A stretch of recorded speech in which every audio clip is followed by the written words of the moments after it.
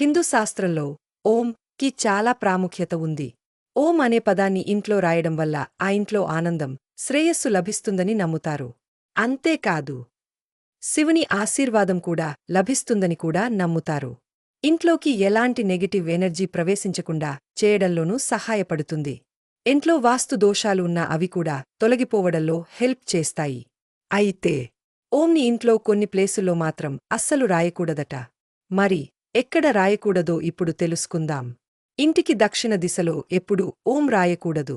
ఎందుకంటే ఆ దిక్కును యమరాజుగా పరిగణిస్తారు. అది మన చనిపోయిన పూర్వీకులకు సంబంధించినది. ఆ దిశలో దేవతలు ఉండరు. అందుకే ఆ దిశలో పొరపాటున కూడా ఓం అని రాయకూడదు. ప్రజలు తరచుగా ఇంటి ప్రధాన ద్వారమీద ఓం చిహ్నాన్ని వేలాడదీస్తారు లేదా ఇంటి ప్రధాన తలుపుకు అనుసంధానించిన గోడపై ఓం అని వ్రాస్తారు. ఇంటి ప్రధాన ద్వారమీద ఓం అని రాయడం తప్పు కాదు, కాని అది పై భాగంలో ఉండాలి. తలుపుకు కింది భాగంలో మాత్రం రాయకూడదు. మరుగుదొడ్డి, బాత్రూం లేదా స్వచ్ఛత లేని ప్రదేశానికి అనుసంధానించబడిన ఇంటి గోడపై ఓం చేయకూడదు. వంటగదిలో, ముఖ్యంగా మురికి లేదా ఉపయోగించిన పాత్రలను ఉంచే ప్రదేశంలో కూడా ఓం రాయకూడదు.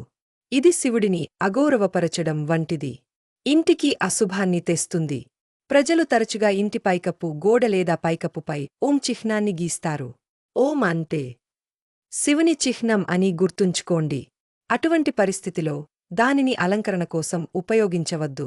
ఇంటి పైకప్పు మీద ఓం గీయడం వల్ల తీవ్రమైన వాస్తు దోషం ఏర్పడి ఇబ్బందులు పెరుగుతాయి.